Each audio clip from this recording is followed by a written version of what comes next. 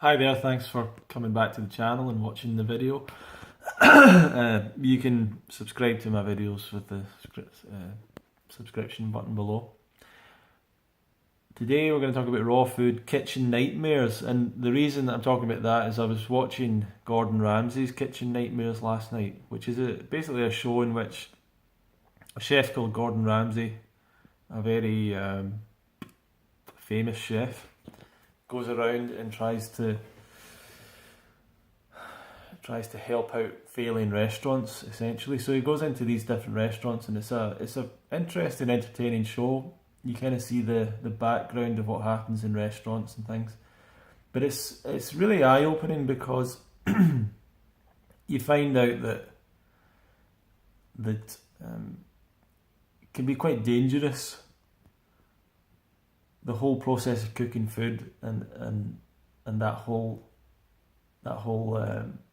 idea, that whole phenomenon of cooking food.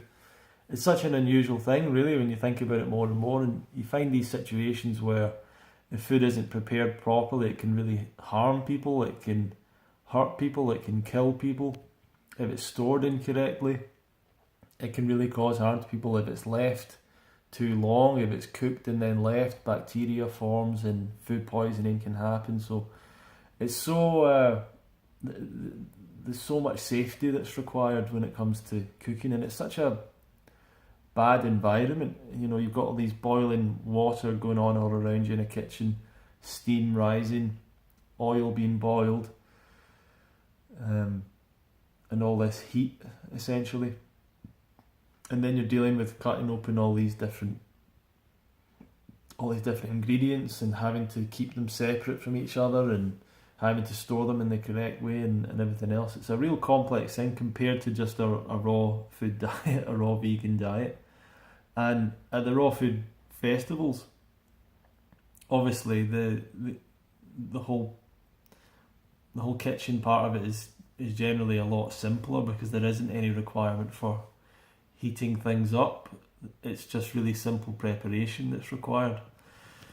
So in the raw vegan diet, obviously the mother nature, the sun, etc., is the chef, is the cook, and the food is, to me, fruit and raw food is more complex, more interesting, has more different aromas to it, more variety of tastes than cooked food really can ever have.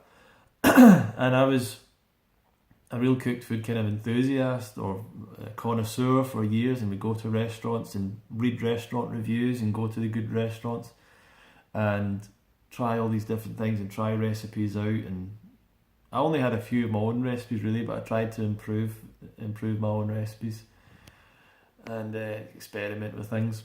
And I remember, like, vividly a few occasions. I remember one time cooking a steak in butter, and I don't eat steak anymore, I don't eat meat anymore, but this is years ago, and chefs would always use butter. You know, you could always see that chefs would use butter when they were making steaks and things. So I decided to use butter and garlic and make this steak, and then I was eating this steak, and I remember after it just feeling absolutely terrible, like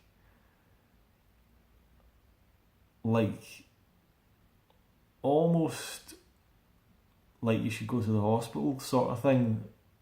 And what I mean by that is, like, I could feel the struggle it was putting on my heart, which is weird. Like, I don't know if people generally notice that, and that was back when I was eating meat and things like that on a regular basis. So it was funny that I noticed the difference of using all this butter to fry this steak and then ate all of that. It was quite a big portion, and just sitting and feeling like the burden that you'd put on your cardiovascular system, essentially.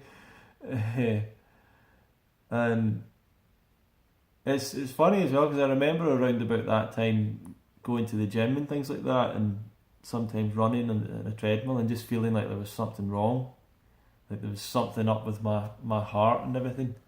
And I don't know if I had like an early onset heart disease. I don't really know, But my heartbeat used to be like a weird rhythm all the time.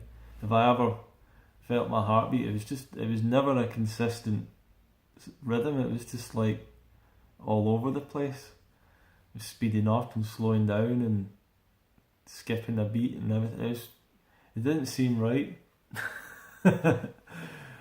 And when after going vegan and raw, my heartbeat was, and this is something I can't really prove because I never wrote all this down or reported it, but my heartbeat became very like consistent and different. So it really does make a difference. But at that time, I was more interested in the flavors and the experience of food, the experience of a restaurant, which I think is a fascinating part of human culture. All the different rules and things and practices that have built up around it, which is totally different to just going out picking fruit off a tree and eating it. So it's a different world. It really is a different world, and it's a fascinating world in a sense. But I sent out an email to the Fruit Festival list because I run a raw food festival called Fruit Fest, and I used that to write an email and talking about that and stuff, just trying to find something interesting to talk about, really. So it's strange, the whole cooked food idea and world is strange and has so many different rules around it and things that need to be done in the right way, and in the preparation of food and the whole food industry, everything has to be checked and cleaned and kept safe, and everything in the supermarket is safe. It's the amount of stuff out there that you could potentially eat that would kill you in an instant is huge in the world. The amount of toxic stuff is just unbelievable that would literally kill you in an instant. There's stuff in your garden that would kill you if you ate it. It's really it's amazing in a sense that how protected we are from that. But that's why it's always safer to eat the food that we're naturally designed for, the fruits and the fruit really, because even vegetables can be potentially pretty unsafe. We don't necessarily know what we're doing with them. I mean, if I was eating Brussels sprouts in the wild, I would think that they were toxic and I wouldn't want to eat them. So that's all. That was my thoughts about that. And so a raw food kitchen can be a much more pleasant experience. No need for fire, no need for boiling water, boiling pans, anything like that. No need for boiling oil and all this stuff. So a much better experience. I've never worked in a raw food restaurant or had any experience with that. I've occasionally put on a raw food meal for people.